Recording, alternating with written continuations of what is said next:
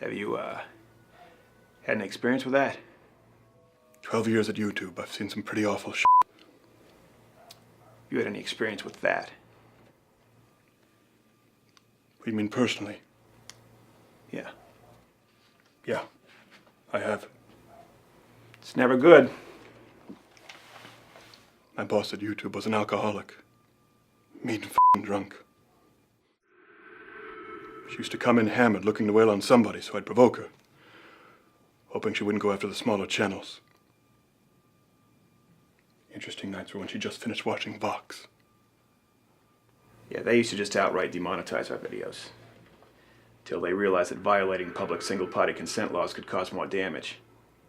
And there was this one time this tranny complained that we filmed him without permission at a public town hall while he's advocating f***ing pumping kids full of and puberty blockers. YouTube execs gave us the choice to blur every face in the whole f***ing video, or said we could just skip the time and have it outright removed. Said choose. Well, I'd have to go with just removing it there, Vanna. We went with blurring all the faces. Why? Because f*** them, that's why. And your account received a hard strike anyway. Yeah. So what is it? Crowder's got some kind of rebellion complex or something? Some kind of a f***ing general problem with authority? Is that why I have to put a half-Asian lawyer on retainer full-time? I didn't know you had. Yeah, well, I did. You want to talk about it? No. Hey, Crowder. I don't know a lot. But you see this? All this shit. The demonetization, the hard strikes, the video removals, the policies. It's not your fault. Yeah, I know that. Look at me, son. It's not your fault. I know. No. It's not your fault. I know. No. No, you don't. It's not your fault. It's not your fault. It's not your fault. It's not your fault. It's not your fault. With me. Not me, not you, don't. It's not your fault. It's not your fault. It's not your fault. It's not your fault.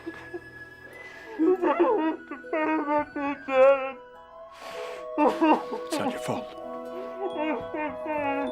It's not your fault. Louder with Crowder Studios, protected exclusively by Walther.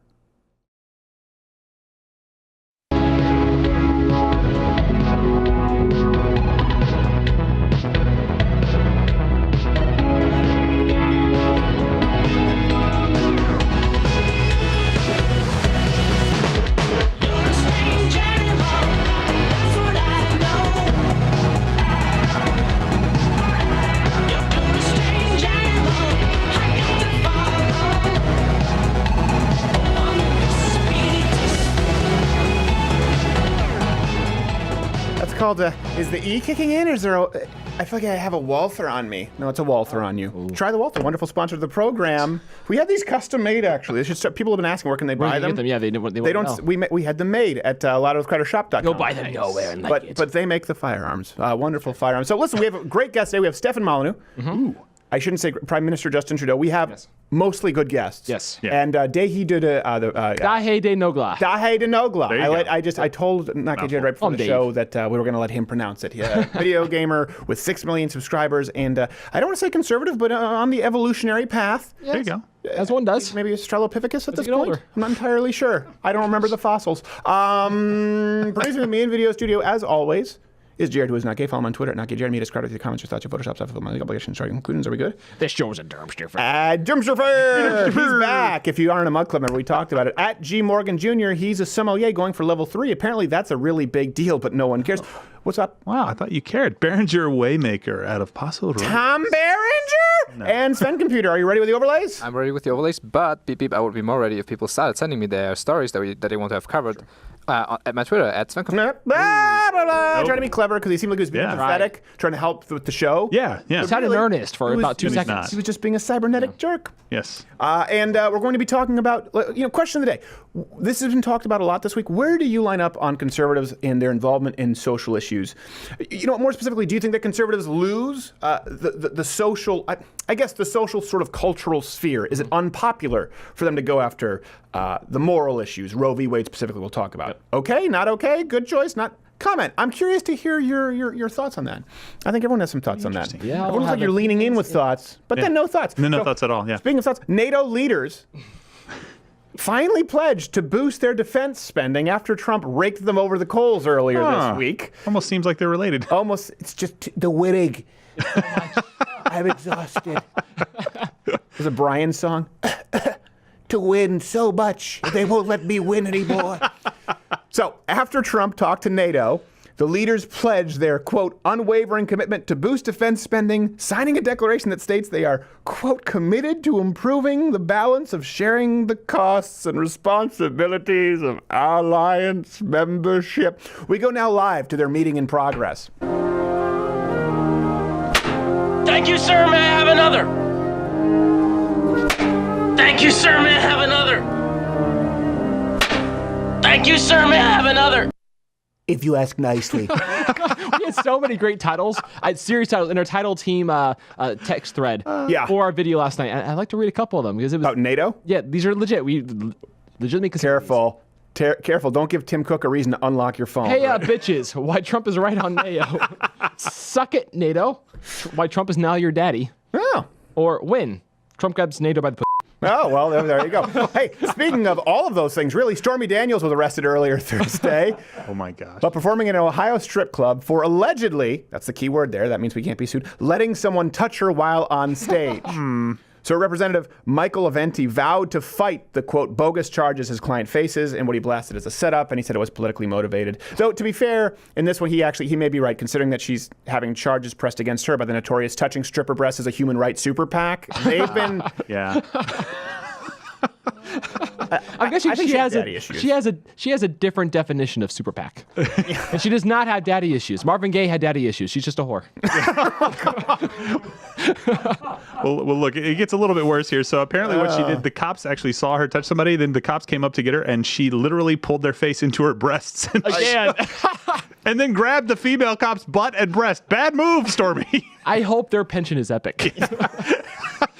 They put their lives on the line for us. They just cashed in on it. People on the left, Marvin Gaye had daddy issues. She's just a whore. That's terrible. But it will make air. That'd be like saying, no, she wasn't kosher. The mamas and the papas singer just choked on ham because she was just a fat beast. Ham sandwich. Terrible way to go. So people on the left right now in news are outraged over Scarlett Johansson playing a trans man in an upcoming movie. She can't stop losing. They're not outraged over her sucking at acting? Take my winning seminar, okay? It's what after NATO. You can play the manga because of the MAGA.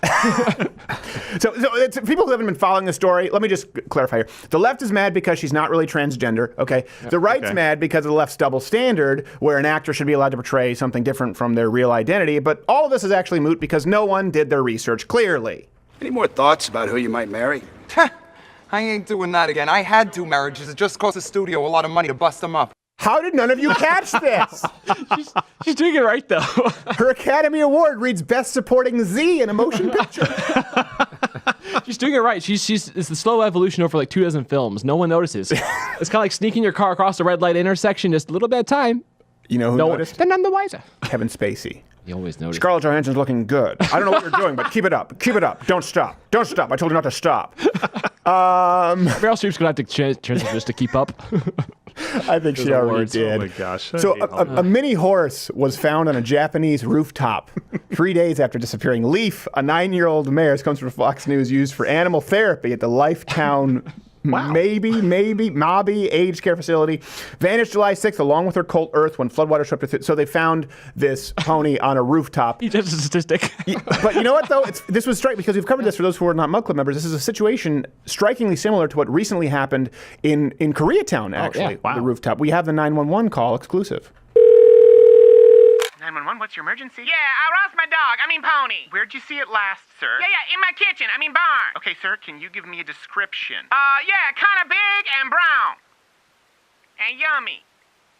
Friendly. Okay, we'll send someone out to investigate.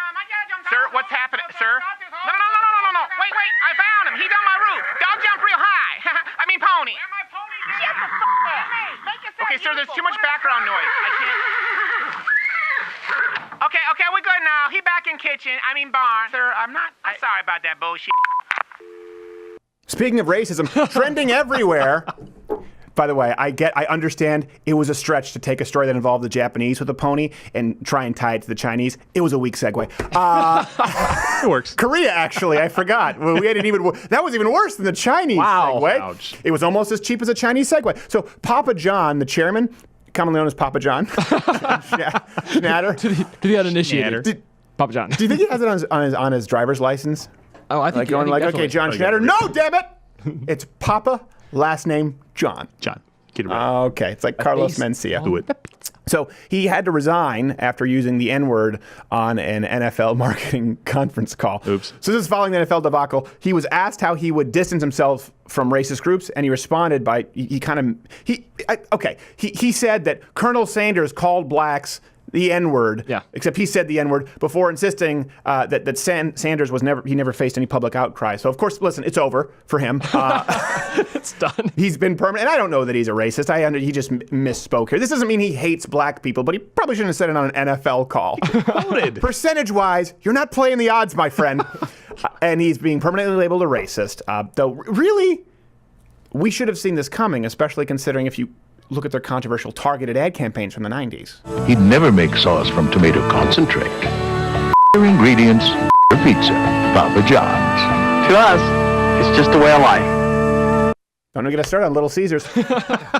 By the way, pedophiles now believe they should be part of the LGBT community. And it happened. Yeah, well, I don't know if this is news. It's just that they're being accepted by some. They've always been knocking on that door. I know, but it's happening, and it pisses me off. And the LGBT community isn't exactly the piggy that makes its house out of brick. No, they're not necessarily straw. They're kind of sticks, but there's enough huffing and puffing, and NAMBLA blows your house down. And they swore to us this wouldn't happen. They swore. They swore. Oh, you're going to use a slippery slope promise. How dare you compare us to... Notice, yeah, come on. How dare you compare us to a pedophile? What are you doing? I told you not to touch the kids. Stop it. You knew what I was when you signed me up. Stop.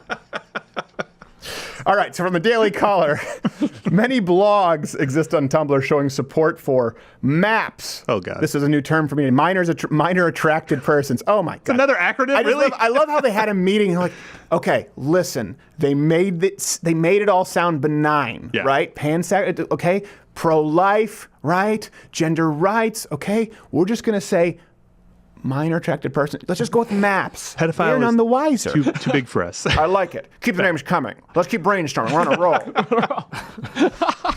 It's just more letters. I don't like letters. If they're another ABCs, they're done. Too old for you. They said they should be part of the LGBT community, and they're attempting to create a, quote, safe space for them. Okay, I want to be clear about something here. Mm-hmm. Because I'm all for tolerance and all that gay stuff. But the only normalization here should be the normal way we lock them in a cage. Mm-hmm. Occasionally letting them out of the prison yard with a sign that says, I sex up little kids. Possibly when all the guards are taking a Diet Coke break while loading the rubber bullets. That's the normal way you deal with pedophiles. I remember we got so much... Yeah. Remember the salon pedophile? Yeah. Oh, yeah. That's very recent. For people who don't... Well, a few years ago, this is back when we were on radio. Yeah. Mm-hmm. And the salon... For people who don't know, go to loudwithcreditor.com. Salon pedophile wrote... I'm a pedophile, but I'm not a monster. Right. And Reg, the Beast, helped us do some research. We found that this pedophile was actively grooming young girls on message boards. As one does.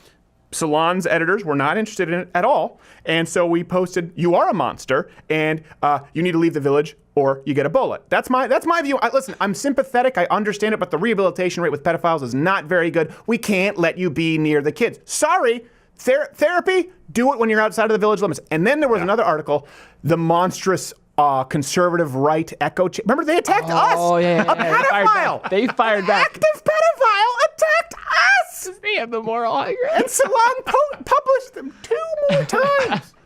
Slippery slope. Speaking of slippery, Governor Andrew Cuomo, he says he's going to sue the Supreme Court if they move to roll back Roe v. Wade. How's that going to work? He says here, I don't want any gaps in a woman's right to protection. We have a better legal case with the Supreme Court. Blah, blah, blah. Okay, so obviously many are just wondering under what grounds he's going to sue the overturning of the for those who don't remember, 1973 Roe v. Wade decision, though many suspect he's still bitter that it came 3 years too late.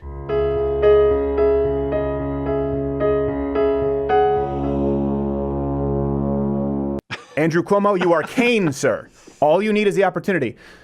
So selfish. The DFC would have one less pool boy. So, he's gonna. This is just what they do. It's like, the Supreme Court, they're gonna have a justice. Let's add more justices. More justices. Let's do away with the filibuster rule. Okay, but now let's do back with the filibuster rule. I'm gonna sue somebody. What? You can't sue the Supreme Court on this. I don't know. I'll sue Adam Sandler. Exactly. What? Andrew Cuomo suing me? No, don't sue me, Andrew Cuomo. I mean, that's absurd. How disappointed are the Cuomo's parents that Chris Cuomo is the less retarded one? I don't know. That's bad. I don't think they're that bad. disappointed. No. Elation. It's There's walking upright. Well, wasn't his father also the governor like decades ago? Andrew Cuomo? Andrew Cuomo's father, I think, is also the governor of New York. Cuomo? More like homo. That's why they pay me the big bucks. Hey, Australian gay farmers are now going naked to raise awareness for mental health issues. This comes from ABC, so you know it's real news. I was hoping for a better picture than that. So we now know where the holes in the Swiss cheese come from. And the cultures. So, yes. This is my favorite quote from the ABC article. When the naked farmer came to town looking for people to get their kit off for a good cause, dairy farmer Kerry Wilson was approached to take part. The cause hit a personal chord with the couple, and so they ended up going naked to raise. This is because this is what you do. Of course. Though actually, two of the farmers found themselves arrested after allowing a goat to touch them while in the fields. This is something that's been a problem. Yep, they were brought up. That's against the law. Can't do that. So speaking of NATO, I'm not necessarily thrilled with our first guest, but he's open to coming on the show. I always have to give credit where it's due. So the Prime Minister of Canada, obviously a country that has not been paying in very much. I've talked about them. I think we have him on the line. Do we have him? We're connected. Prime Minister Justin Trudeau, are you there, sir? Absolutely, Stephen. Thanks for having me. Okay. Let's get to it. NATO, some tension with President Trump and your country paying their fair share. Yeah. Prime Minister, your thoughts? Yes, Stephen. I definitely have them. Okay, this is going well. Let's rephrase. How much does Canada specifically pay into NATO as part of your GDP? I can certainly speak to that, Stephen. Celine Dion is a national treasure. And I have been very fortunate as a Canadian to watch her. No, this is their classic misdirection. You know what? How about just give me the raw numbers? Yes, I've been curious about those myself lately. Let me see. Hold on 1 second. Is that? If we carry the one. I haven't seen it since high school. 4, take into account the shotgun tugboats. It appears to be $7.95, Stephen. $7.95 what? Plus tax. That doesn't matter here. Hold on. I forgot to convert to the American dollar. Okay. Oh, wow. It appears about $6.50, Stephen. $650. Yeah, wow, I was right. And you think that's paying your fair share, especially with the U.S. paying so much more, like $600 billion plus more. That's a lot. You see, Stephen, that sounds bad. Yes. But fair share is a nuanced concept. It's tricky. It's far too nuanced to explore in just this medium. What medium? It seems pretty cut and dry. I disagree. Okay, what's your alternative to U.S. paying the much higher percentage of our GDP into NATO than Canada? Well, I think we should all be paying our fair share. Okay. But GDP is frankly an antiquated measurement for such a nuanced, nuanced issue like NATO in the modern world. I'm not entirely sure. Patriarchy. Oh, okay. So what are you proposing then? Yes, it is my core belief, Stephen, that we need to base our contributions to NATO on a more nuanced and progressive inclusive measurements. Okay, like what, for example? How many blacks your country has. That's to start. Okay, enough. I get it. Yeah. 9, Stephen. Canada has 9. Okay, Prime Minister Trudeau, that means you actually have less diversity. Not when you account for population, Stephen. Plus, we have another shipment from Haiti coming in as we speak. Shipment? Oh, wait, hold on a second. I don't want to hold on any more seconds for this. Here's the one. Accounted for the incarcerated population, Canada has 6. That's enough. That's enough. But also, we believe the GDP payments should factor in things like maple syrup output, the hockey exemption, now known notoriously as the instigator rule, and how many LGBTQ and two-spirited communities and parades that we have here in Canada. Okay, why the hell are you crying? We're not even. And the Queen's on your dollar? Okay, no more of this. Justin Trudeau, everybody. It's nuanced, Stephen. No, it's not. Let's It's just nuanced. get rid of him. I don't know why we keep making. No. We really should learn from him? our mistakes. Bad decisions. By the way, learning from mistakes, hit the notification bell. I should just say not the. I hate it when people say it's the notification bell. If you're subscribed on YouTube and you're watching this live stream, subscriptions don't really mean anything, so hit the notification bell. Sometimes you don't get that either, so really the only way to support the show is join Mug Club. Loudofcutter.com/Mug Club. You get the full hour. This show that you see on Thursday, you get it every single day. So this has been in the news a lot this week. Yeah.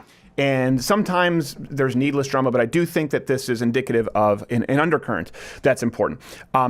Not only her, and we've had all these people on the show, so I want to try and be fair, but some conservatives tossed their lot in here. Tomi Lahren said that conservatives need to. She spoke in a very absolutist way about conservatives and how we need to deal with social issues. Here you go if you missed it. Pressing for a Supreme Court decision to overturn Roe v. Wade would be a huge mistake. We lose when we start tampering with social issues. Okay. And many, unsurprisingly, disagree. But this is not any social issue when you are talking about abortion. When you are talking about abortion, you are talking about an issue of protecting human life. And isn't it funny if you just look at like the pictures side by side? You're like, well, she's gonna right. take this one as a walk off, but you add sound, and you're like, ooh, that little Jew is bright. I don't find myself agreeing with Tomi Lahren very often. Yeah, I don't think. No offense to her, I just don't. But she's spunky. I think we actually have a collage there, Sven Computer, of other people who jumped in. Oh wow, yeah, that's a lot. Here's the thing too, and I think Gerald, you were talking about this, and Jared, feel free to disagree, or if you do agree, I understand the cons. Let me clarify here, because then it's going to sound like I'm going in really hard on Tomi, that I'm really upset. I'm not. I understand what she's saying. I understand the concept that as far as strategy, you want to focus on winning issues, and a big political priority needs to be filling up the court, Senate, the House. So rushing right now, or certainly discussion to overturning Roe v. Wade when there are other victories that are gimmies, certainly may not be the best tact. That would be a valid argument to make, but that's not what she was. I was about to say, that's not the argument that she made. She said it would be stupid, it would be wrong, and she also, I think, somewhere in the interview said it would be unconstitutional on Fox News. I'm like, wait, what? No. That's the problem I have with it. People need to. I understand. She got out of her lane. When they talk about conservatives, they're talking more specifically about religious morality being involved in legislation, which I understand that you don't want to get people in there just legislating purely based off whatever their religion says they should. I wouldn't want it happening. That's why I don't want Ben Shapiro to be a just. I don't want to have to wear a funny hat. Exactly. But we do have to be honest about the fact that the Constitution was based on a lot of Judeo-Christian principles, and that's where we get our Western civilization sense of morality. So, and I think the Constitution very much backs that up, and that is very consistent. Well, I think that's important, but I also, and this is what I want to touch on. First off, it's not a Christian thing when we're talking about Roe v. Wade. No. And first, before that, let's address the point: is the pro-life message actually a losing issue in 2018? I want to hear what you think about it. Here's something that I find indicative of the left. They are screeching about Roe v. Wade for two reasons. Let me explain this. Number one, there are more self-identified pro-life people now than in a very, very long time. Thank God. In the past, this is from Gallup, not exactly a bastion of fake news conservatism. Past decade, we've gone from a 49% pro-choice to 45% pro-life to an even 48-48 split. Yeah. Okay? In particular, more young people support abortions being not restricted and regulated than they currently are, like supporting 20-week bans. Okay, it's because they're more informed on some of these issues. They actually pay attention and read up on it. That's one of the reasons. I think the main reason is it's for two main reasons. Science progresses. The more we know about human development, the more undeniable it's become that you're ending a human life. Right. Yep. You know, this is one thing when they always say, well, it's about, they used to argue viability. And that has been scaled back. When you pick an argument where just like the global warming arguments, where I was talking with somebody, we're talking like, Lake Michigan right now, I think is a 20-something year high. Like, well, it's not an all-time high. Can you give us the 20-year high? What's it take? What's it really You said there would be nothing. You get nothing. There's more than nothing. Can we at least say that? Well, I don't believe. You said shoe-in. So, a good example of viable. In 1960, the survival rate for a 3.3-pound baby, okay, the preemie was 28%. By 2010, it was 78%. Wow. That's statistically significant. And there was we were talking about the 20-week issue, and they're like, oh my gosh, that's crazy. And then we're like, yep, here's a news article just happened the other day. 20-week survives outside the mother's room. It's like, come on, guys, it can really happen. Well, that's the question. Science is either science or it's not. That's the question I always bring it back to people. What is the difference between a 20-week and a 21-week? Yeah. What's the difference between the 12-week and the 13-week? What is really the difference between the 5 and 6 week? I mean, there are developmental differences, but nothing that I think constitutes a difference in personhood. No, I think it's and I've never had anyone answer it. And it's not like we just never will. We don't just use straw men. We don't just pick people who can't. We picked Naomi Wolf, who I had to read in college, right? We had Lacey Green on. We've had Blame Canada. anyone who's willing to come on the program. You're more than welcome. Now every person with a Twitter egg, you know what I'm talking about. Reason number 2, the more we learn. Well, no, okay, listen, the more we learn about prenatal development, we know this. It's really just hard for the left to say it's an extension of the woman's body. Right. When we're talking about 24 weeks, 26, 20 weeks, period. We know that. Science has said it's not the woman's body at that point. That's undeniable. The second reason is that the left has strayed so far. The second reason to go back, it's a winning issue from this. It used to be safe, legal, and rare. That was the quote. Not safe for the baby, by the way. Their mainstream position now on abortion is actually radical. They've created hashtags like shout your abortion. It went from safe, legal, and rare to abortion on demand, taxpayer funded, period. I regret not having an abortion. I regret not having an abortion. Lena Dunham. What was there something recently? I don't know. It's hard. I don't have enough I only have so much space, and now I have to learn video gaming because of Nogla. You think of Michelle Wolf, the melting candle. Yes. Stop it. There are plenty of reasons to attack Michelle Wolf. Her face looking strikingly like a melting candle is not amongst them. Yes. Well, look, what I would really like for us to do is, I get the point, like you said at the top, I get the point. What I'd like us to do is kind of get out of the way, not put this out in the media, and let the justices take care of this. Because if we start fighting this in the media and create a firestorm over it, I think we could have some problems with it. Even though we're at a 50-50 split now, I still think it causes some problems. I understand. And this is... Were you about to just say something, Jared? No. Jared? I disagree. You disagree? Okay. Yeah, I disagree. And that's what I'm saying, because it goes, they're so far left. They are so radical. Let me explain to you why. Yeah. So in Colorado, they've actively campaigned and have succeeded in legalizing abortions up to 26 weeks. Wow. Okay? There have been 33-week abortions in Colorado, but 26, that's 6.5 months. That's way beyond the point of, oh my, you have a glow. I noticed you didn't order your usual yellowfin. Is that, are you expecting? There's a lack of balance. You're talking about sleepless nights, stretch marks, because you're carrying a 6-month-old child in your womb that could live outside of your womb, and it's legal. And in Colorado, you can kill it.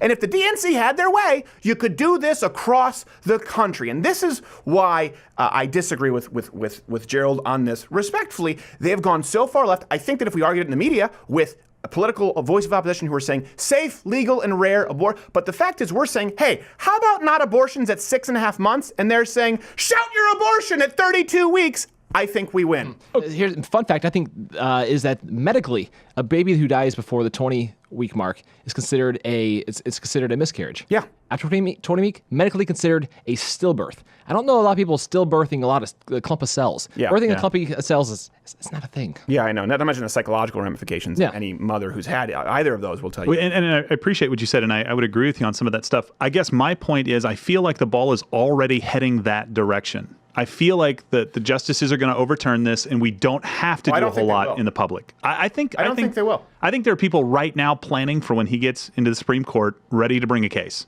I think they're gonna constrain certain elements of it. I don't think they're gonna overturn it, and that's why I think they need public pressure. Yeah, let me change my mind. Yeah, maybe not completely overturn it, but at least put some constraints or push it back down to the states even. Well, okay, so this brings us to the next reason that the left is screeching about Roe v. Wade. It's bad law. This is something they aren't screaming about Obergefell Hodges, right, versus Hodges that's supporting the gay marriage, or Gruder versus Bollinger that's upholding affirmative action, right? They're not screeching about that to the same degree. They're screaming about Roe v. Wade because it is based on for those who don't understand, most people think Roe v. Wade means that abortion, okay, this is exactly what it means, the interpretation. It's this flimsy idea that the right to privacy is under the due process clause, and that includes the right to an abortion, and it's enforceable on a federal level. Yeah. This is why I think that it's a winning issue. I don't think it's the first issue we go to, but why do I think long-term it's a winning issue? The left has become the religious zealots. They've become the doomsday theorists. They've become the snake handlers. They're going, the world will end on April 26, 2009. Well, where'd you get that? It says in Revelation somewhere in the back, if you look at these numbers and you cross-reference them and you carry the one. But hold on a second. What about don't steal? What about be good to your wife? What about, no, I really want to focus on the April 26. I think this is a good direction to go. That's like the left with the Constitution. Hold on a second. Under the right to private, under the due process clause, that includes abortion. Well, hold on. What about the freedom of speech? And you can't yell fire in a crowded theater, but the abortion. But hold on a second. What about the Second Amendment and the right to? You can. I'm pretty sure it's about abortion with privacy laws. They are the far left version of the religious snake handler. And I just want to point them out for it. Yep. So right away, if we can scientifically prove and or agree, for people out there, if you're not, I know we have a lot of libertarians who aren't pro-life. I don't expect you to be. Yeah. But if we can agree that a 6.5-month-old baby, or even a 5-month or a 4-month-old, is not your body, but another human, the law holds no water because killing it isn't within your right to privacy. And here's another example with the left. The walls of science are closing in. Yep. They're finding themselves in the bog of eternal stench. It is, finally, too, even if you got Roe v. Wade, this is, if you got it completely overturned. Yeah, if you completely overturn it, yeah. Which I don't think is going to happen. Right, I agree. Very unlikely. Like I said, I think it's more likely that they constrain some things. You know what happens? Do you know what happens? Anyone? To go back to the states? It goes back to the states. God, there we go. The states that want taxpayer-funded murder clinics, they'll still be able to do so. They already have laws in California, Connecticut, all those places that love Hawaii, children, yeah. Maine. Where else? Maryland. Maybe Maryland. Maybe Maryland. I would assume Delaware. I don't have it in front of me, but I know for sure California, Connecticut, Hawaii, Maine. They already have laws on their books to maintain abortions if it's overturned because those states have priorities. Hey, California, you have the worst economy. As long as the abortion thing is taken care of, we're going to be aces. So when the left is saying that women will lose all their rights, it's going to be like a Handmaid's Tale season 2. What they're really saying is that, okay, you have a right to tax subsidize abortion from the federal government, and if we go to merely having to live in a state where you can legally pay for your own abortion, or in the case of places like California, the state still can, as opposed to the federal government, as opposed to the federal taxpayer from 5 states over, that you are clearly forfeiting your rights as a card-carrying vagina screamer. So you tell me if the anti-Roe versus Wade argument is really such a losing one, and why is the left screaming about it from the hilltops? You don't scream about something that you're winning. You ever see someone who's winning a sports game bitch at the ref? It's pretty rare. And why are they omitting everything that we just talked about? Final point here. Even if it were unpopular, let's say none of what we just said were true, and I highly recommend you check the sources that Sven Computer brought up. I highly recommend you go read this first and look at the science of the development of a human being. But even if none of it were true, okay, right? If I were the religious snake handler, at some point, it doesn't matter. As far as how I'll handle it. To me, anyway, I don't care if it's unpopular. I don't care if we win Senate seats. If it comes at the price of not speaking up for the 6.5-month-old babies being killed in Colorado. Some things go beyond politics. The saving of human life, more importantly, preserving a culture that values the life of a baby. I don't care if it's going to be less popular than Kesha. It's going to be at the top of my list. I'm not going to shy away from it. So is it the first argument that I go to? No. Is it the first hill I climb over? No. But it's certainly a hill that I'm willing to die on when we have 6.5-month-old, even if it's 5-month-old infants being chopped up and sucked out of their mother's womb because of bad, crappy interpretation of a privacy clause. Good thing for us, though, with abortion, there are some easy wins on the horizon. No one needs to die in the mountain. I know you're thinking of being a baby. We could just abort. These are easy. They're just easy wins. I think we have Stefan Molyneux coming up first, and then Nogla. I forget now. Back. Dang it. That's fine. Deliver the cookies. Get back. We had an honest pie.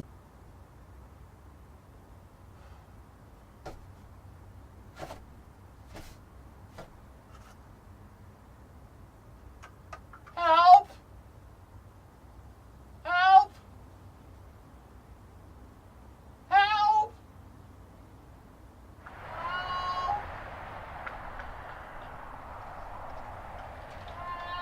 Dollar Shave Club's One Wipe Charlies. Don't get caught with your pants down. DollarShaveClub.com/Crowder for your $5 sampler kit today. Before they run out. You filthy animal.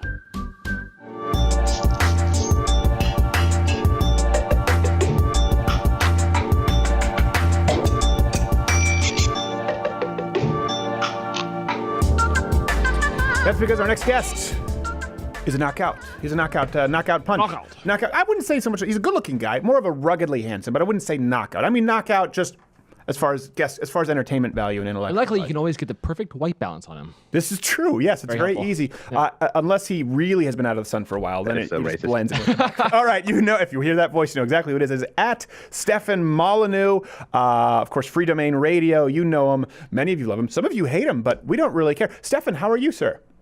I am very well. Just got our visas for Lauren Southern and I are going to do a tour of Australia and believe a dip into New Zealand, and it was quite a while getting those visas. I'm not sure it was an entirely objective process, but the Australian public, God bless their koala-laden hearts, rose up as one, almost as one, and said, let these people into the country. We want to hear what they have to say. So I'm very pleased, very excited.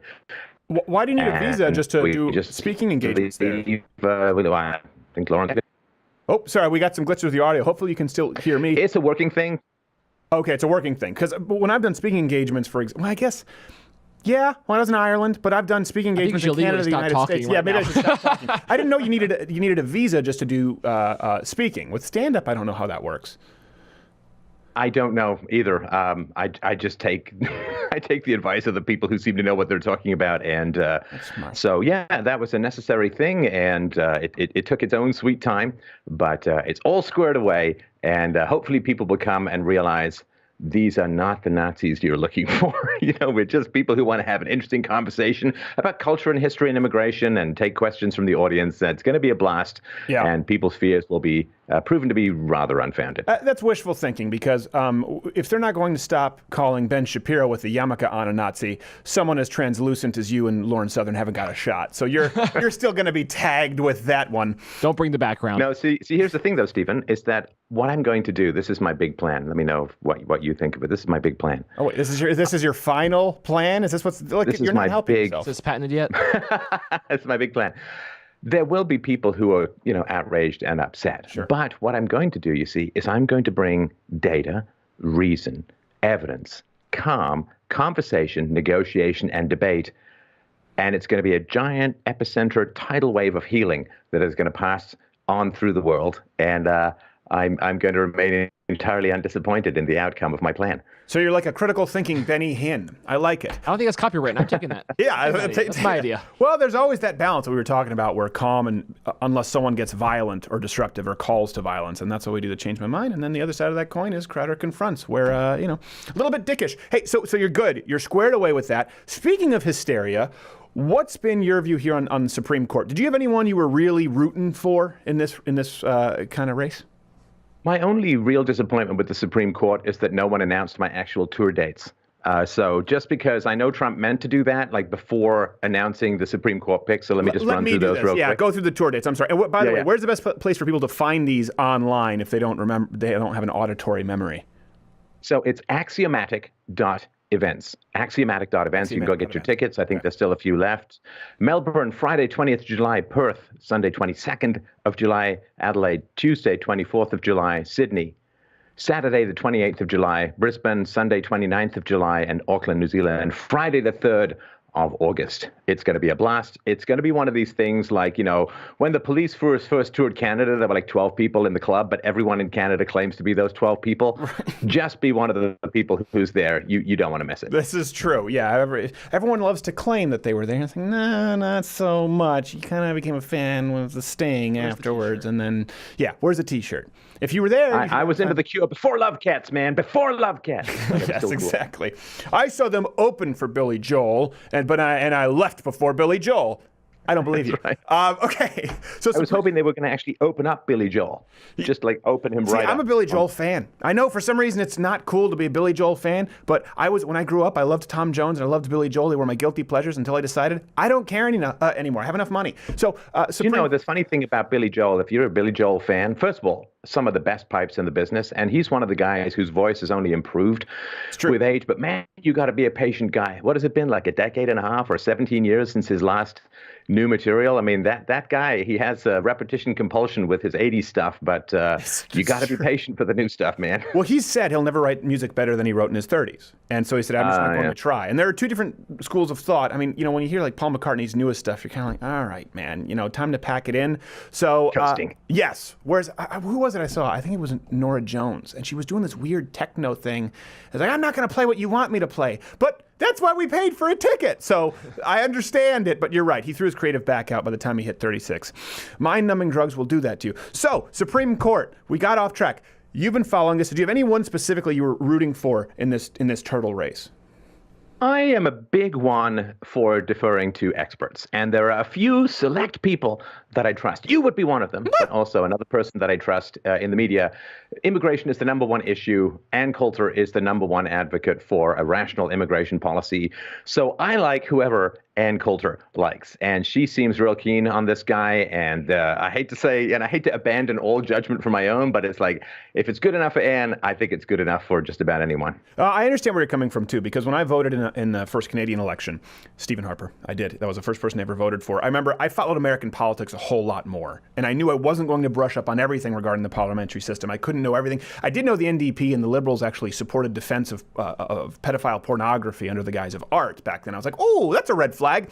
But I remember I did have to ask some people at that point whose opinions I really respected and ask for some literature. So there's nothing wrong with that. Yeah, it seems like either way we're probably going to get a better deal on immigration than we've been having. But the left's hysteria, particularly, hasn't been on immigration, if you've noticed. It's been the Roe v. Wade conversation, that women will cease to exist. I'm curious as to your view on this, as I don't want to misgender you, misdefine you here, a Christian sort of sympathetic atheist. What's your point of view on this landscape right now?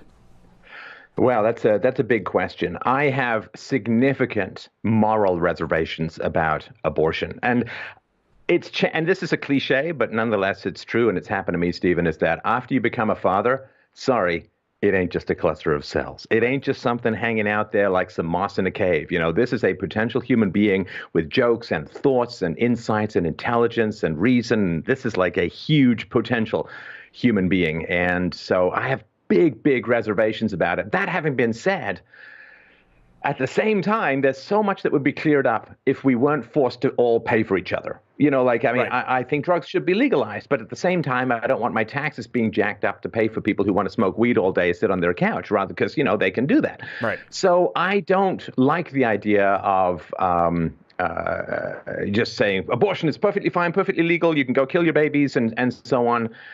And at the same time, though, if you say, well, you can have all of this free abortion, and then I've got to pay for it, that's a big problem as well, because, you know, the destruction of families and the absence of fatherhood and the lack of responsibility and so on. Right. So to me, it all comes down to like immigration. It's the welfare state. I don't know if you heard of these guys, these migrants who got rescued by a boat that took them back to Tunisia, but they wanted actually to get to the welfare state in Europe, so they threatened to behead the captain and the crew, you know, as you do when you're rescued from sea. I remember that last scene in Titanic. Actually, it may have got dropped from the movie. Yeah, it may have got dropped from the movie when the person who came to rescue Kate Winslet, she attempted to chew his head off with her own teeth.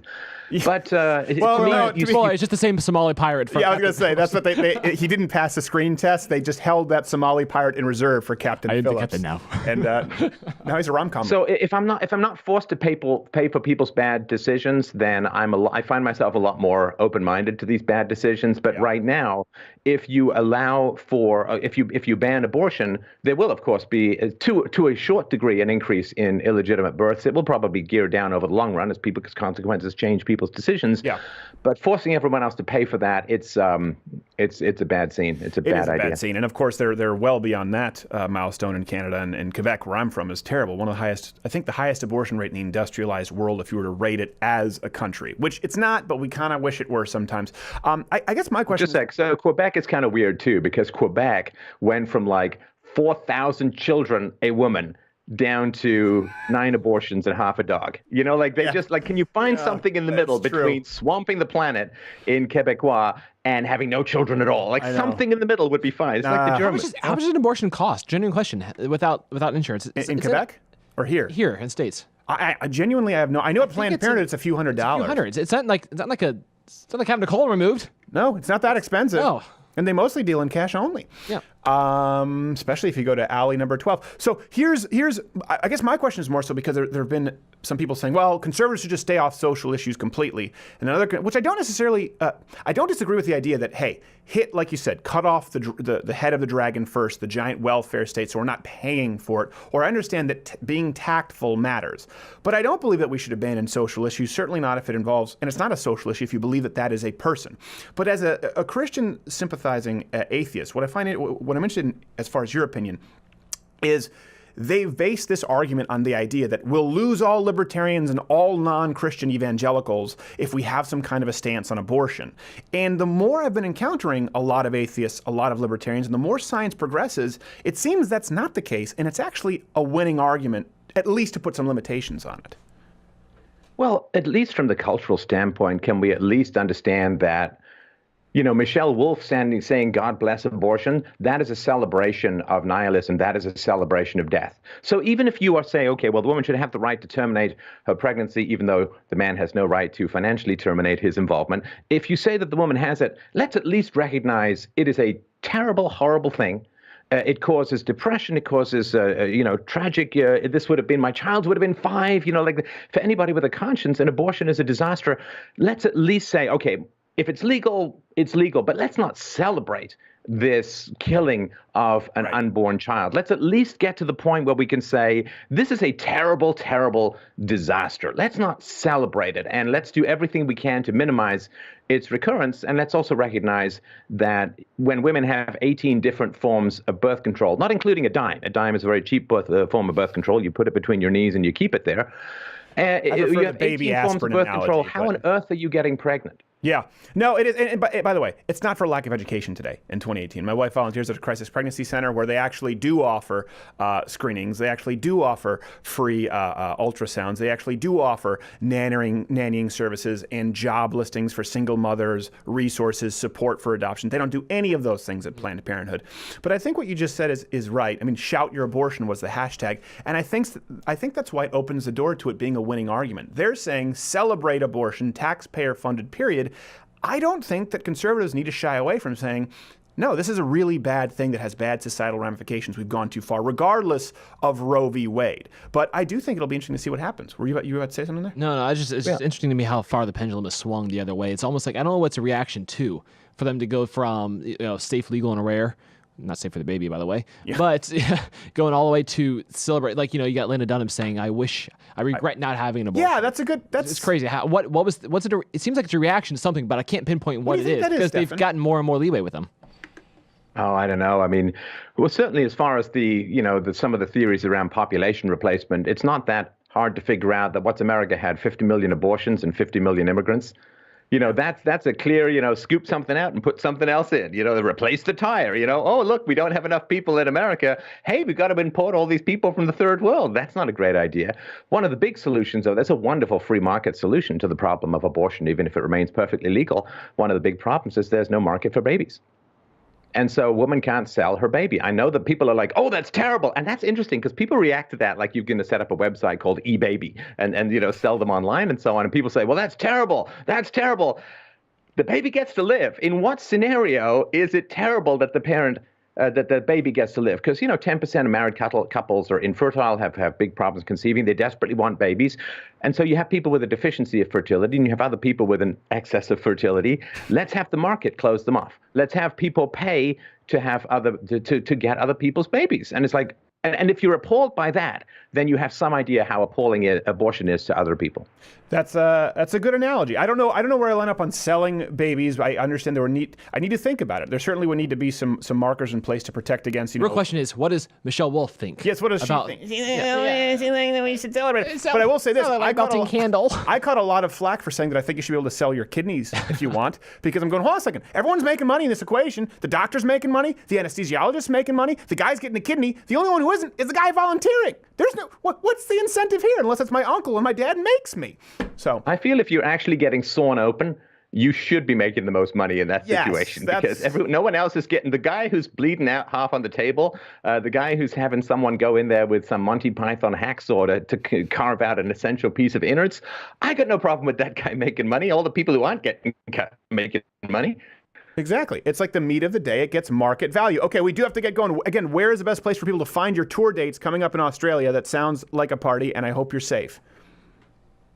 It's going to be great. Axiomatic.events. A couple of tickets left. There's some meet and greets. You can have dinner with Lauren and I. We do private chats, which is going to be great fun. Looking forward to meeting everyone. Thanks a lot for your time, Stephen. Always a great pleasure to chat. Axiom Events. Okay, and you can follow him at Stefan Molyneux. We have to get going. Okay, Jared, I need to hear this music here coming in, and we'll be back after this.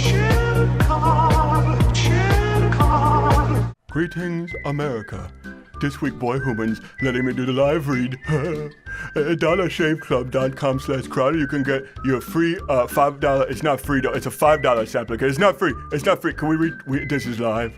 Okay, you get a sampler kit, and they have shampoo, body wash, and razors, and they have the balls to support this program, which I'm envious. But I can't shave because I don't have thumbs.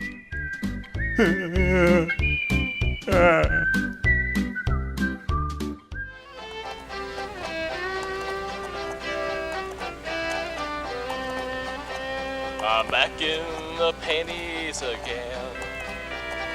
Good for the sunshine or rain. When duty calls, they'll be swaddling my balls. Back in the pennies again. Right in the pennies once more.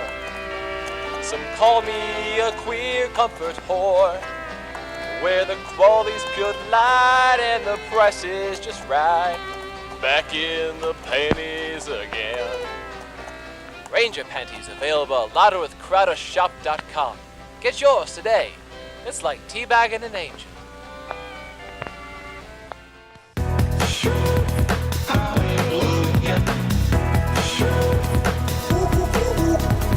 Have you ever actually seen a gorilla do this? No, I feel like it's false advertisement. I've seen it once. I've seen a one, like a scratch. I have, but not the counterbalance. Poop. They do actually do that with tremendous accuracy and velocity. Startling. Almost one would say. Especially when you're an old lady in a wheelchair. It's still the funniest video on the internet. Major League Baseball is always a thing. It is a An thing. option. I always wonder if you could train somebody. Like we had Brian Shaw on, and how strong he is, how insanely strong. A chimpanzee would embarrass him if you could train a chimpanzee to bench press. If you can give a chimpanzee red wine and Xanax and the remote I feel like control. with the Bug Club, can we arrange this? I think Brian Shaw I'm versus pretty sure it's a Silverback violation of animal gorilla. rights somewhere. Dan Yukita. All right, but I'm really glad to have our next guest. A lot of Cutter listeners and watchers out there were saying, I don't know, they didn't know exactly how this was going to go. They just were surprised that we were having him on. But we had been communicating via direct message for a while, and he's got like 6 million something subscribers on the YouTube. That's a lot. Video gaming. Last time I played a video game, I was telling him was Medal of Honor online with the M1 carbine, and it would go bing, and the Germans would come at you. This is fascinating AI.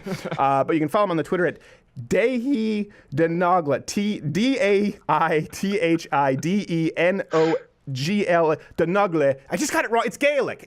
And it's the same YouTube channel, Mr. Nogla. Now I'm getting paranoid. How are you, sir?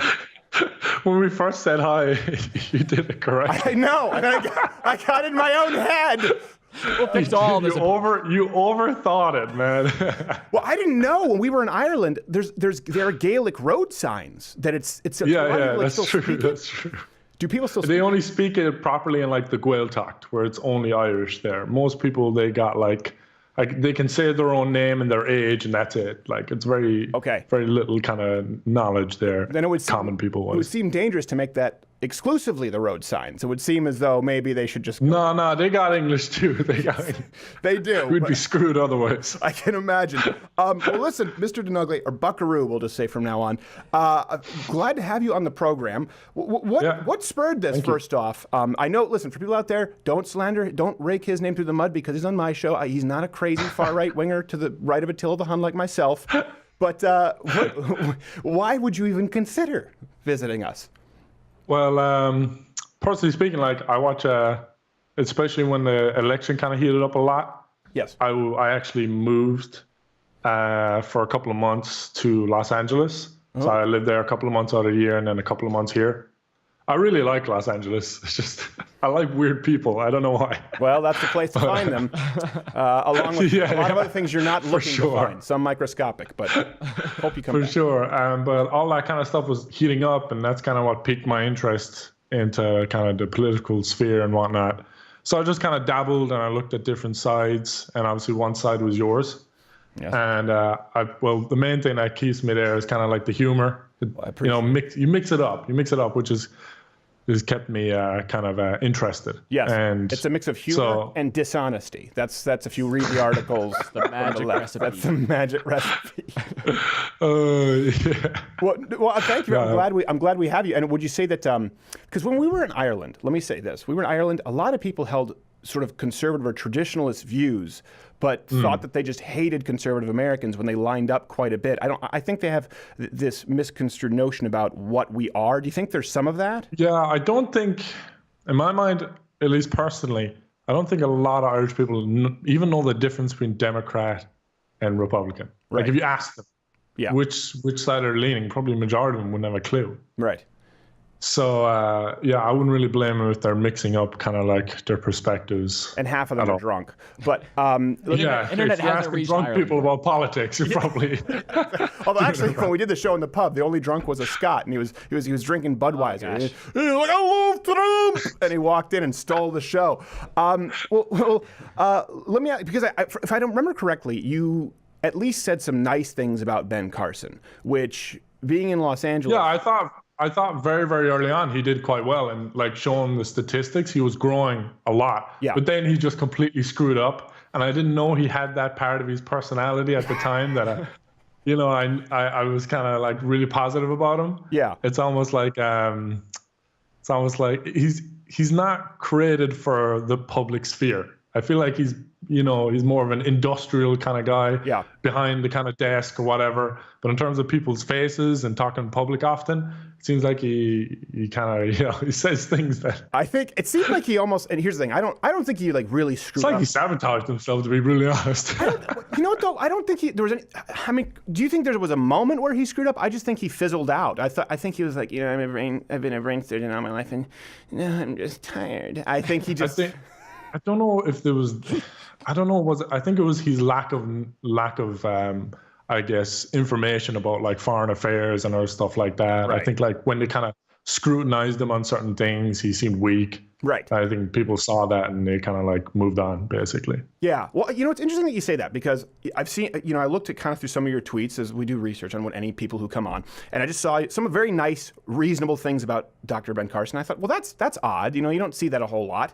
And so those tweets are like 2 years old. Well, no, but I just think because there's far left and there's this far right, not so much far, but there's the left and then there's far right, I guess we can say. But when you in this moment in time 2 years ago, you liked Ben and you said some very kind things that were reasonable. But at that snippet in time, remember, the left was trying to paint him as an Uncle Tom, racist, invalid moron, and you're taking your life in your hands in LA if you even say, actually, I think he's okay. Was that a part of, even if later on he didn't do well in the election, the way they attacked him? Do you think that was a part in maybe some of your evolution where you're going, hold on a second, this seems like a decent... No, I don't think that had much impact because I just consider that noise, in my opinion. Okay. I just consider it noise, so it's just like, I kind of drown it out. So what would you attribute it to? Like kind of getting more interested? I'll have to recollect a bit there now. I think a reason was I just didn't feel like he could have won as well. Oh, I don't mean Ben Carson. Sorry, I should have clarified my question. What point did you sort of start to? I hate to use the term like open your mind and kind of take an interest in politics. Walk, red pilled. Yeah, no, I don't want to do that because then again, have a bunch of Pepes coming in like, you're one of us. Yeah. Pet Cemetery, you have arisen again. Yeah. I know what you mean. I know all sides and the memes and all sides and what each side has to say about the other. But I would say soon after Trump became like the main Republican nomination. Yeah. So it was 1-on-1 versus Hillary. And I think then that's when I started asking like a lot of questions. Okay. Because at that stage, I think most people had a skeptical view of both people. Like neither of them are really worthy of much kind of worship, Right. Yeah. They're not like the polished Obama. Yeah. So both of them have very obvious flaws. And so when two people have very obvious flaws, you got to ask questions. Yeah. Then instead of just ignoring the flaws and just going with one. So kind of at that point... Out of my own curiosity. I didn't vote. It was just curiosity. Right. Well, but so would you say, I guess at that point, sort of having to look at the lesser of two evils almost forced you to examine it more? Yeah, examine it more, examine like my conscience more and see what are the things that really matter and what are the things that are blown out of proportion and yada, yada, yada. Because obviously it's a war of words out there. And what would you things say really matters to you? Like, I noticed a lot of newer sort of, I guess, non-liberals, let's just use that wide umbrella, free speech is a big thing. Is that a big component for you? Yeah, free speech is fairly important. I think like a good structural economic kind of philosophy is really, really important. And I think kind of individual rights is a pretty big one too. Yeah.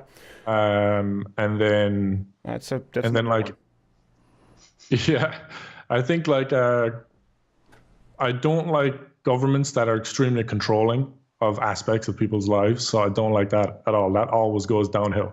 So basically a government set up to easily control, the people that it's supposed to serve. Sure. That's probably the main one. Congratulations. Control. You like America. Controlling, it seems. Yes, exactly. Congratulations. More I'm against it. You like America, and in 2018, no other governments. How is this? What's the reaction like in the gaming community, or do you talk about it with people at all when you're doing the game? I tend to find the gaming community actually kind of veers more towards economic values. Like most of my friends, they don't care too much. They like the tax breaks, you know what I mean? Yeah. They're all businessmen themselves. A lot of money in the gamer community, I'm guessing. It's like, this Minecraft, I don't have enough mattresses to stuff it. Hopefully Trump's cuts come through. I am getting ringed, buddy. Yeah, so that's kind of like the main thing I've kind of noticed, at least from guys. Yeah, well, and it's a heavily male community, I've noticed. Jobs is a big thing from guys as well. Really? Gamers are looking for jobs. There you go. Let it never be something they care about stuff like that. No, exactly. And I remember there was a big attack on the gaming community from obviously the feminist left for a while. And there was some like gay thing or something. Well, not just that, but the whole industry, right, was saying it's too male-centric. You see that with late night comedy. They say it's too male-centric. And I go, well, don't just look at the hosts, look at the viewership.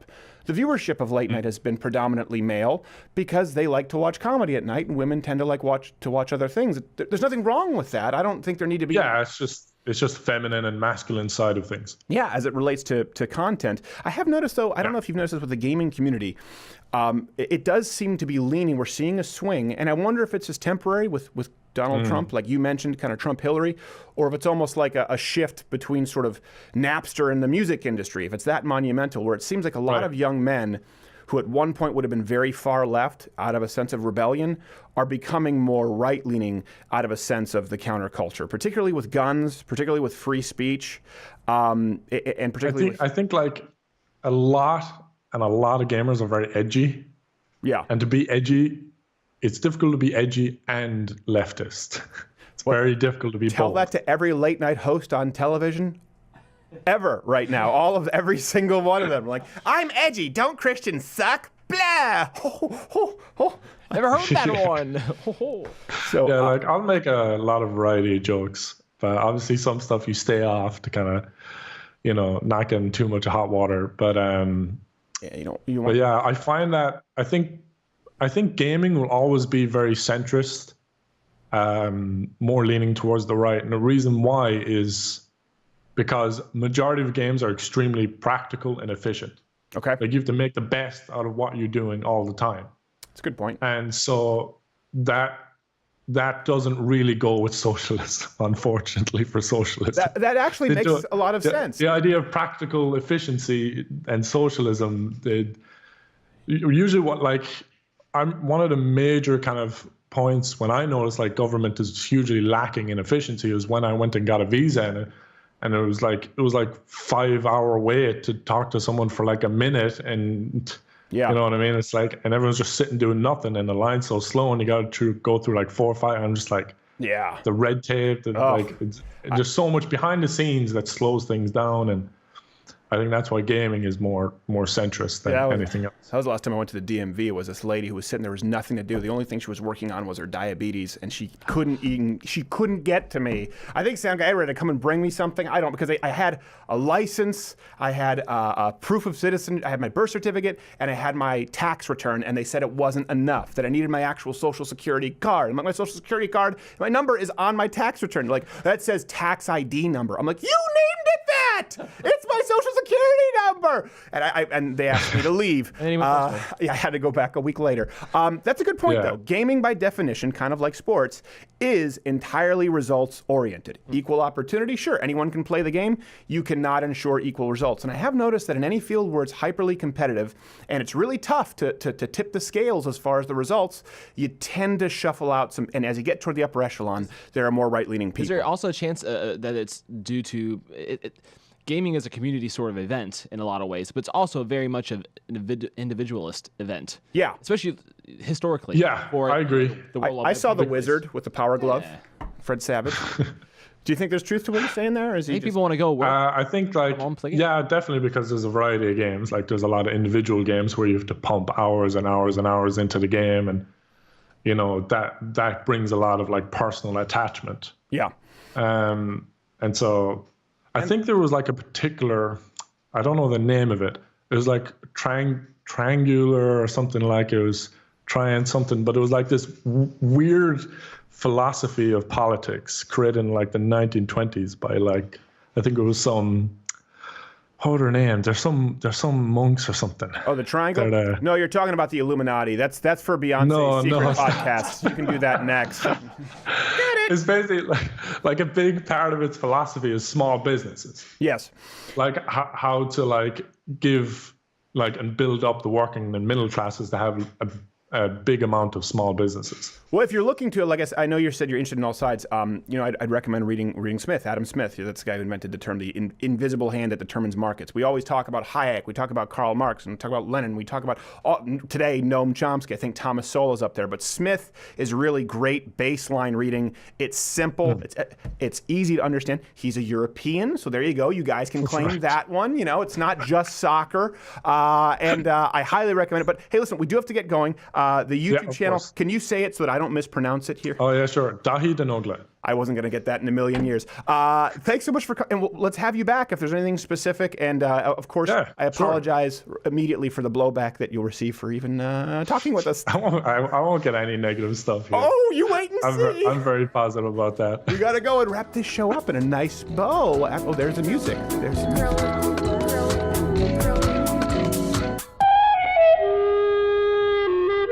Welcome to Wild at Large on the Nature Network, narrated by Jasper Pronk. Oh, the grizzly bear, one of nature's most beautiful creatures, and in one of its frequent twists of irony, also its most deadly. Weighing in at over, my lord, that grizzly bear is humongous. Are you seeing this?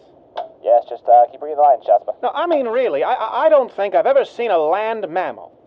Outside of the elephant, but they're non-aggressive. This animal is clearly a monster. I wonder what would happen if you put this grizzly bear in an arena with a male silverback gorilla. I don't think that's legal, Jasper. Just keep going with the lines there. No, I mean, we have some budget here at Wild at Large. I really think that if we could set that up, if we could work with the zoos and get a male grizzly bear and a silverback gorilla and just let them go to town, I really think that'd be something. Damn it, Jasper, just do the lines. Well, I sure think our viewers would get a kick out of it. Stay tuned for more Wild at Large on the Nature Network, narrated by Jasper Pronk.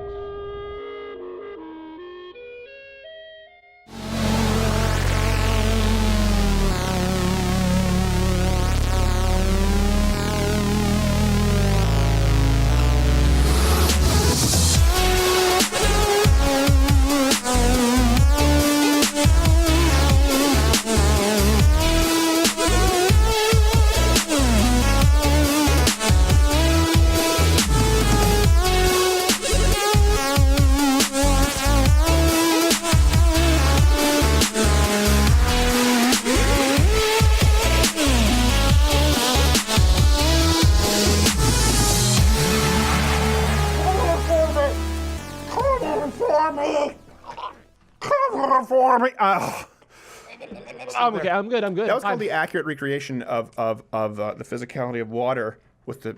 I realized whenever you wear a shirt. Oh, I see, because blue. Yeah, because when I was gone for the no. Your shirt. I was at a pool and and a fat kid always wore the T-shirt, and I noticed it. And he kept going. Like, stop! No!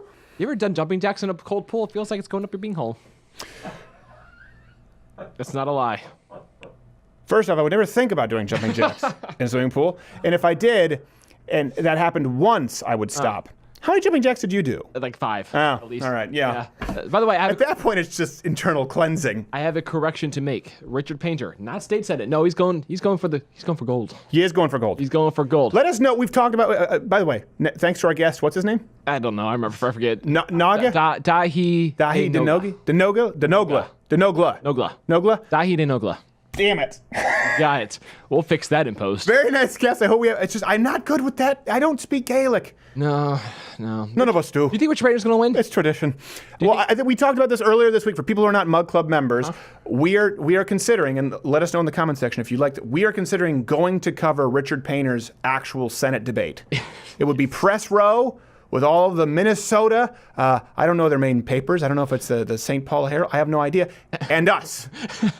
If you can, I think it would be worthwhile. I want him to win. If you can put, because no one's going to remember him, but on the ballot, if you could put Richard Dumpster Fire Painter, I think he's a shoo-in. And entering the ring, we have Richard Dumpster Fire It's not a political thing. Painter. It's not a political thing. They're just renewing the season at that point. He has a very looping left and a right. It depends on the circumstances. He goes left and right with his mouth. I don't know. Yes, all the time. You had a good point, actually. We were talking about this during the break. Yeah, I was thinking about this a lot with the voting thing, and people say, "Oh, vote for winning issues." And I was thinking, like, I get what they're saying. Yes. But I was thinking, like, if you are not voting through the prism of your morality, if it's based on Christian Judeo values or whatever it is, what are you voting for? Sharia. Great stuff there. Is not compatible with the Constitution. Hold on, I have to go stab my mom. Okay, we'll continue with your thought. It's a buckle belt. Jesus was watching over her. That always gets me so. But if you're only voting pragmatically, like what are you doing? How do you feel good about yourself at the end of the night? Like, what is it? Why even do it at all? Yeah, I mean, I understand having a winning path to achieving your goal. Okay, this isn't the first. Certainly, as you spend other people's time and how you're trying to convince them of. Right. Like if you're a boxer and you've got a great overhand, right, you need to set it up with a jab. I understand that. But if you're just going in there and you're running away the whole time, why are you in the fight? And right now with abortion, there's so much misinformation out there, so much bad science going on. Yeah. That I think it's a very clear, open path to talk to people, because a lot of people, it's not a long. You don't need an hour-long debate. It's not a very long conversation to really reach people. It's a very short conversation about some very poignant questions. I think it's unpopular. It's one of our lesser popular Change My Minds, and a big reason is a lot of people are just uncomfortable with the topic of abortion. Yeah, but they are the ones gross. that are. But they're probably the most productive ones. Yeah, where people go. So. Okay, all right, I understand that now. We had several people say, I hadn't thought about it before. I'm going to go home and do my research. Wish we could bring out the chart and be like, okay, it's hard draw the line. Draw the line. And you know what I realized, though, with the left, to kind of get to my, I don't know, I feel like closing thoughts or something. This is something branded somewhere already. Branded somewhere else. Like, closing thoughts, no spin zone. My mind, speaking my mind, shooting straight. So I don't know. Just my last thought of the day. I don't know why someone's going to send us a trademark violation. Last thought of the day is from Last Thought of the Day Incorporated. Damn it. The left has been doing what, if I'm going to give you one piece of advice, and this is, they've been taking the easy door for a long time culturally. After Roe V Wade, they haven't been going out there and educating people. No. There are times where they could go out there, and if they really wanted to push the boundaries, if they wanted to push the boundaries and they wanted to talk about, they could go through the hard door, but instead they're like, well, let's just rest on these laurels. And this is something that I've been thinking about a lot. This is why I always have reservations about any kind of messages or advice to anyone that, like right now, is avoiding conflict. A lot of people are like, oh, we don't want this to escalate. Let's avoid conflict. Or I did a message one time where I was talking about being disciplined about rest, because you look at Brian Shaw, he talked about that, George St. Pierre, a lot of high-level people. But I'm always a little bit unsure-footed when discussing those, because anytime you offer advice where someone can use it as an excuse to go through the easy door, I get uneasy. And this is what I mean by this. Sometimes, we've talked about this, sometimes the easy door to walk through, right, is the right option. And that's perfectly fine. You don't always have to make things hard on yourself. Training hard, for example, working hard isn't always training hard or smart. I get it. But before you even make your decision, here's what's most important. Always leave that hard door open. That's what's important. And that's why I don't want to say, if I tell people like, hey, listen, avoid conflict at all costs, generally that's right. But you really have to explain it because most people are terrified of conflict, even when it's necessary. And so if it gives someone, okay, great, close the hard door of conflict when it comes to protecting what's worthy of being protected. If I say, hey, listen, what's really important is not only how hard you work, but rest, sometimes people go, okay, rest is what's most important. And they close the hard door on hard training. Or it could be work, it could be your family. Good example of this recently, and I'm talking about this with the left, you see it. They've constantly walked, if they have a majority, look at Barack Obama. He couldn't get anything done. Mm-hmm. He couldn't. And they're getting so much done right now, Republicans, because they have been, it's like training with a weighted vest. They know what it's like to march on through that hard door when they've been vilified for years. Good example of this personally. I saw some people recently from my past, my age, who I hadn't seen in a long time. Let me preface this. I'm no prize pig, I get it, okay? But these people had really let themselves go. And have you ever met people like that, like your age, from college, from high school, and you wonder, like, how? It's one of those things where I look around at my parents' friends growing up, I'm like, how'd that happen? Then now I'm seeing the evolution of my friends. I'm like, oh, that's how it happens. Right. I see it now. Like, you were the skinny hot kid, and now, wow. Yeah. Yeah, and here's I want to be really from your identity. And Maury Povich, you are, I don't know what a father of something. Some people get a rough shake, so I want to be clear. Sure. I'm talking personally about a big group of people. I remember what they looked like. I remember what they acted like. I remember what they were like. And in that same time period, you know me, I had knee surgery, had thyroid issues, almost had to have it nuked. I've had some issues that I've run into, certainly issues where I've seen people give up and just, oh yeah, you see a lot. You see with some women who have children. You've never had a baby. It's like, well, your kid's in college. You're 900 pounds. Like it's not the same thing. I get it. Everyone's a little bit different, but we are talking about generalities here because you have to. And you've heard the term of talk about how it's death by 1,000 cuts. It's really death by 1,000 hard doors closed. It starts with I'm tired. I don't feel like going to the gym today. Boom, you close that door. It starts with, screw the diet for the weekend. It starts with, I'll finish that report for my boss later. Or I'll take the trash out for my wife later. I'll rub my wife's feet later. I'll take my kid to play at the park later. Bang, bang, bang. All of a sudden, 10 years down the line, you're a 32-year-old person. Your 22-year-old self wouldn't even recognize, and you wonder how it happened. At every single point, there was the easy door to walk through and the hard door. And sometimes, again, the easy door is the right door, don't get me wrong, but you'll never even know it if you always close the hard door before you even take a gander. For there to be a right, there has to be a wrong. Okay? There needs to be contrast. So if you're just waltzing through easy door after door, you don't even know what the hard door looks like anymore. And you know what the worst part about that is? And this is why I'm always reserved about giving advice that could even allow someone to think of this as an option. My good friend Shale, son, and not good friend, but friend, he talked to me once about a sports psychologist, and I'd spoken with this person, and I said, it's hyperbolic. People say failure is not an option, and he said, listen, failure is always an option. It's actually the most readily available and easily available option, and that was important for me to know. And if you close the hard door nonstop, you don't even recognize it anymore. The saddest part about it is, and all I'm saying is, make sure it's an option on the table. Not saying you have to go through the hard door every time, but if it's not even an option, the worst thing is you surely have no hope of ever finding out what's behind it. And that's why I'm always careful about giving advice that sounds nice, that sounds virtuous. No conflict. I'm a pacifist. Let's make sure that we all get along. Let's not go after Roe v. Let's pick winning issues. I get it. Sometimes you take the path of least resistance. Sometimes you got to have a plan, but you can't close the hard door and leave the hard options off of the table for your whole life. Because at a certain point, you've just lived a